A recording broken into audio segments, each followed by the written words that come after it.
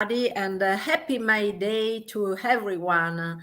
I'm Chiara Cavalieri, president of Italian Egyptian Association Eridanus, and today I'm honored to have Dr. Sherif Shaaban as a guest for Anubi TV and Anubi Magazine and the Italian Egyptian Association. I'm sure that our listeners would like to have a presentation about yourself made directly from you, Sherif. Hello, Chiara. I'm so happy to meet you again, my friend. We met once before talking about metaverse, about my book, the newest book about secrets of the sand revealed, about many issues about ancient Egyptian civilization. So I'm so happy to meet again. I made my PhD about the history of arts between Egypt, ancient Rome, and ancient Greece.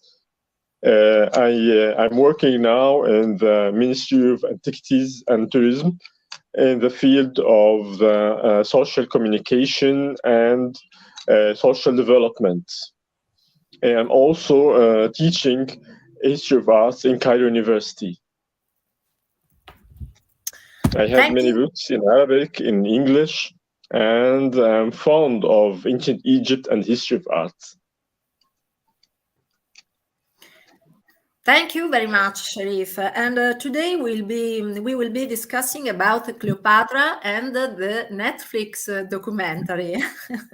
So, Yes. Sherif, I have a series of questions about Cleopatra, Philopatora. What is the true character of Cleopatra, and how can we know it from the sources? Well, Cleopatra VII was the last ruler of the Ptolemaic Kingdom of Egypt. She was the daughter of King Ptolemy the 12th, Eurytus, or the flutist, as he was known. She was very famous, especially that she was very friendly to the Egyptians, to the ancient Egyptians. She was very famous for her beauty, for her intelligence, and for her charming. We all know that the Ptolemaic kingdom was a Greek kingdom on Egypt. Ptolemy I was the commander of Alexander the Great, who occupied the whole ancient world. And when he died, Egypt became for Ptolemy I, who made the Ptolemaic kingdom. We had 12 Ptolemies and 7 Cleopatras. The last one was our Cleopatra, Cleopatra VII. We know a lot about Cleopatra from the ancient historians and the ancient writers, especially the Roman historians like Plutarch and Pliny the Elder. Even they were enemies against Cleopatra and the Ptolemies, but they liked Cleopatra and they wrote many things supporting Cleopatra. And they said that she was a charming woman, she was very intelligent, she was speaking for many languages, maybe 7 languages, especially the ancient Egyptian. She had a charming voice that anyone can speak to her, fall in love with her. Even her enemies, like the Romans, were charming by her. And what are the main events of Cleopatra's reign, and how we can contextualize them in the political landscape of the time? So Cleopatra VII had a problem and a civil war against her brother, Ptolemy XIII. When her father died, the rule of Egypt became common between her and her younger brother.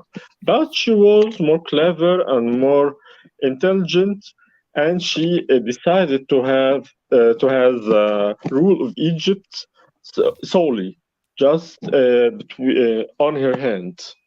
So she made an army and she fought against her brother, and that made a civil problem between two powers inside Egypt.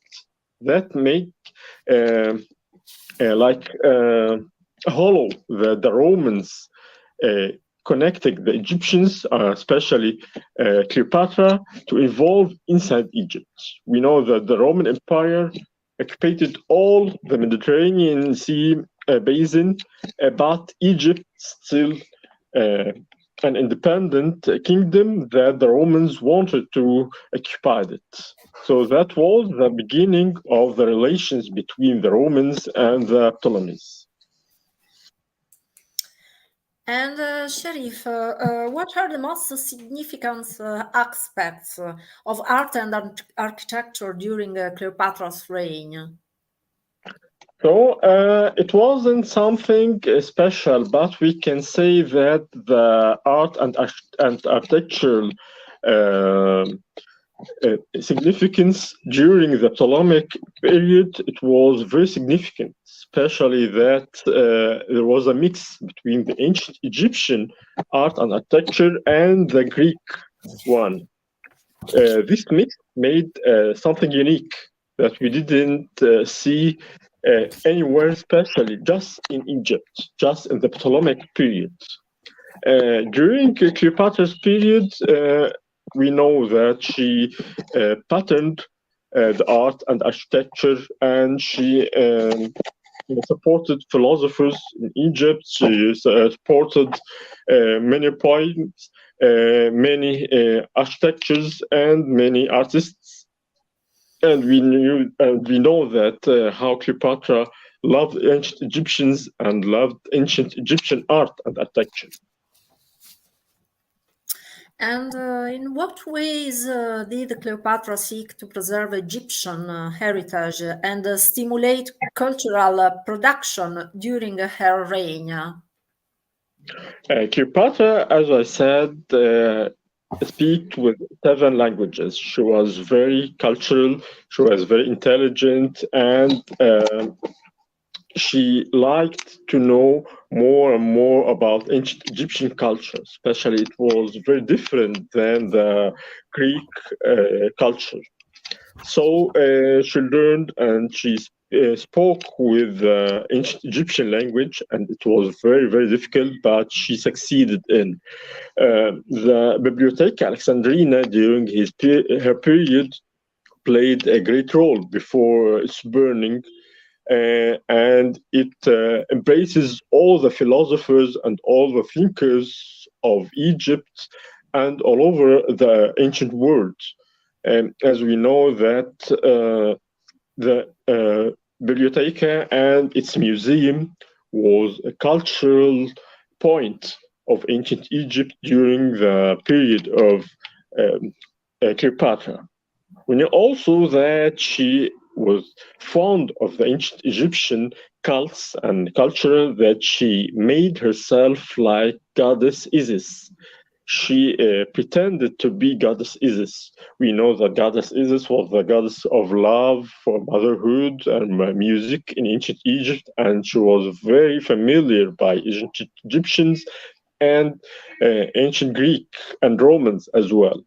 So Cleopatra presented herself as goddess Isis. She was depicted in the walls of the temples as goddess Isis, same like her grandmother Cleopatra III, and she presented herself as goddess Isis that can protect the power and can make more and more popularity for her between ancient Egyptians. And what was Cleopatra's role in the Roman Empire, and how did her relationships with the Romans influence the history of Egypt? Egypt was familiar to Romans, but Romans saw that the Roman culture, the Roman Empire is rising, while the Ptolemaic kingdom was descending. So that's the main point between the ancient Egyptians, or the Ptolemaic specific, and the Romans.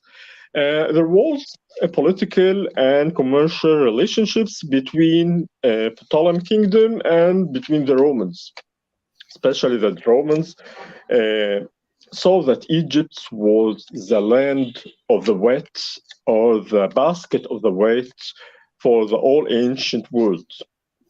Many commercial relationships between Egypt and Rome, exports and imports between the two cultures and civilizations. Cleopatra made a relationship with the most two powerful men in this period, Julius Caesar and Mark Antony. Julius Caesar was very famous in Rome. He was very powerful, and Cleopatra knew that this man will protect her throne. So the relationship between Cleopatra and Julius Caesar was not just a love story between a man and a woman, but it was between two major politicians. One was very famous in his country, Julius Caesar, who was very powerful, and the other, the Queen Cleopatra, was very intelligent and very powerful. So the relationship was based about political and commercial thoughts, and especially when they have their kid, Caesaron, that increased the relationship between the man and the woman, and between the two societies. When Julius Caesar died or killed, another guy appeared on the political theater, who was Mark Antony. Mark Antony was also so powerful, but he shared the power of the world with his commander, Octavius, who became Augustus. For the first time, Cleopatra chose the wrong person. She chose to have a relationship with Mark Antony, but for the bad news that the power became with Octavius, not with Mark Antony. So when Cleopatra and Mark Antony announced their relationship, it was a war between Ptolemaic Egypt and Rome, especially that Octavius said some rumors about Cleopatra, that she was a magician and she used magic to control men, and she is a very bad woman, and blah, blah, blah. And that made the society awareness against Ptolemaic Egypt and against Cleopatra in specific. And how was Cleopatra being represented in art and literature over the centuries? Okay, about Cleopatra, she was an idol for artists of her period, and for artists, poets, and for every artistic period through centuries. She was a great idol. As we know that there were many paintings, there were many coins held her portrait. There were many statues portrayed her, even in the ancient Egyptian style and the Greco-Roman style. She was presented on the walls of the Temple of Dendera in a specific ancient Egyptian style, like Isis, like as I said. She was also portrayed by paintings during the Roman period. We can see her on the Pompeii houses from the first century, like the house of Marcus Fabius Rufus. As we can see Cleopatra and her son. We also can see her portrayed on the Giuseppe II house in Pompeii, as we can see her with Mark Antony. We can see also her on the Portland vases. These magnificent vases that the British Museum handled. It belongs to the Roman period art, and it's very fascinating that we can see Cleopatra and her lover, Mark Antony, to be depicted on this style of vases. She was also, we can see that she was an icon of the popular art and architecture during the medieval period and the Renaissance period. We can see Cleopatra. She was portrayed in many pictures and paintings during the Renaissance period. She also was mentioned by poets, like what Shakespeare made a play named Cleopatra.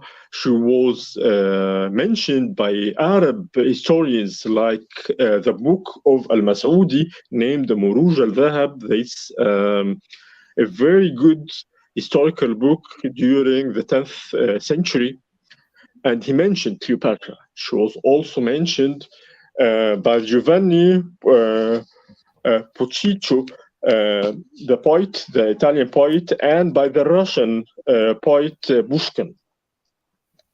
That made also Cleopatra was mentioned in the movies, as we saw on the 20th century, by Elizabeth Taylor, by Monica Bellucci, by Sophia Loren.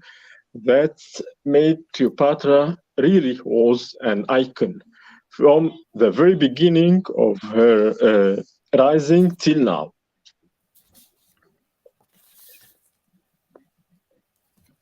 Thank you very much, Sherif. And Leo, can you show the photos of these of Cleopatra and this actress? Now let's talk about Netflix and the documentary about Cleopatra. It is important to underline the role of Hollywood as a vital center of political life and the important role that movie stars have played in shaping the course of American and international politics. The film industry's engagement in politics has been longer, deeper, and more varied than most people would imagine. From Charlie Chaplin onwards, the leftist convictions and the leftist political activism have been a distinctive sign of Hollywood and California movies and TV shows industry. Netflix is one of them, and at the moment, the most important. Black radical theory is an important part of this vision. For this vision, the historical threat is not important. What it does matter is the spreading of the politically correct, which means what the left believes, and therefore everybody must believe. The organization Black Lives Matter is the last example of it. So it is equally understandable why in an American elite university, a conservative professor or student is discriminated, why in an American movie, a black is never a killer, and more recently, why King Cleopatra is black. Do you think that Netflix has manipulated history for ideological purposes? Netflix is a very, very big and rich network, and it made many movies, social movies, documentary movies, commercial movies, but we can see that Netflix is not fair, especially that many movies has some social problems, that many movies can be displayed in Egypt because of social problems.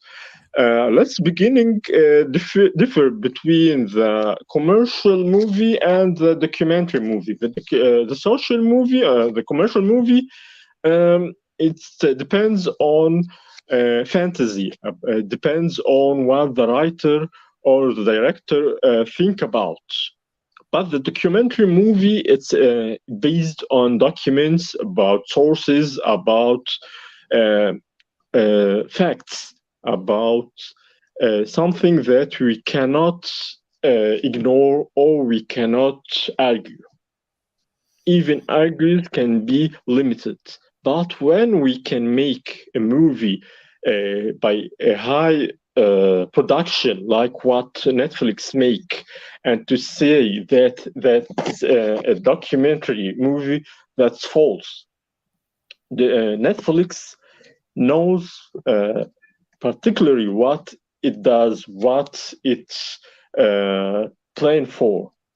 This movie has many problems and many mistakes, and we never can accuse this movie to be a documentary movie, especially when we talk about a historical figure. All the people all over the world, all over the history, know how it descends from. We cannot say that Cleopatra will never to be a black-skinned. We may argue about Nefertiti, Hatshepsut, about any figure that we may don't know its particular descending. Even we know that Nefertiti, Hatshepsut are typical Egyptians, but we never accept that Cleopatra by Netflix to be a black-skinned. And do you think that Netflix is trying to include Egypt in the African world in spite of its deep and ancient European and or Middle Eastern connections? I guess that Netflix is playing to make this issue. Especially, it tries to make Egypt as a part of the Afrocentric problem, as ancient Egyptian culture to be African. Egypt, all over the history, was multicultural, was cosmopolitan. It had Egyptian, Greco-Roman, Arab, Christian, Jews, Turks, British, French, all over the world lived in Egypt and still live in Egypt.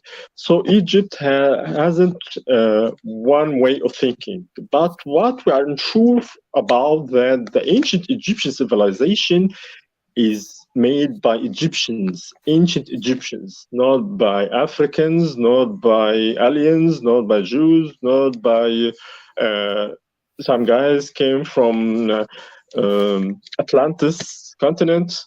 But when we talk about Netflix and the movie of Netflix, that I'm sure that they want to export the idea that the ancient Egyptian civilization made by Africans, and it's totally incorrect. Yes, because Netflix has to accept that Queen Cleopatra is an historical documentary. Therefore, being a Cleopatra of Greek Macedonian origin, she could not be black. Taking also into account that for centuries in the Ptolemean dynasty, they married exclusively among relatives. And Sherif, do you think that the politically correct in general means a serious threat to the freedom of thinking? Yeah, sure. Political correct is trying to support people around the world, especially the people who were occupied by colonialism. But indirect way, they are making falsification of the history, and that's the problem. That's our problem with political correct. It's not political correct at all. It's historical falsification. How we can talk about history with methods, with facts, and all over the history we know that ancient Egyptian civilization made by Egyptians, and you can now say another thing. Just as in case of a political correct, it's not a political correct anymore. We have a common history between Egypt and Italy, about ancient Egypt and ancient Rome, that we cannot accept any political correct for our history. That's our part of civilization, part of our culture, and will never accept something like that. Even the political correct supporting Africans, supporting Black people that were, how we can say it, victims for colonization. But that's the problem of colonization, not our problem. So what colonization did, that what they must say sorry, not the ancient civilizations, and to say that ancient civilizations were made by Africans. Yes, Afrocentrism is a cultural and intellectual philosophy that asserts the origin and the centrality of African culture and Africans. It can be seen as a reaction against European cultural imperialism and the perception of African civilization as inferior. Afrocentrism has been criticized by some scholars as an excessive exaggeration of the importance of Africa and its culture, but it also been promoted as a form of cultural reaffirmation for people of African origins. So thank you very much, Sherif Shaaban, for this lesson about Cleopatra Filopatore. It's my pleasure to have you as a guest, and it's my pleasure, and I'm so happy to talk about this critical issue with you, especially that Egypt and Italy have a common history, and we are both facing these problems. Yes, we are two countries rich of history and historical heritage. So Yes, thank yes. you very much, Sherif, and let's see you in Egypt. Thank you very much, and I'm waiting for you in Egypt. Now the weather is very good, and I guess you will have a good time here. Thank you.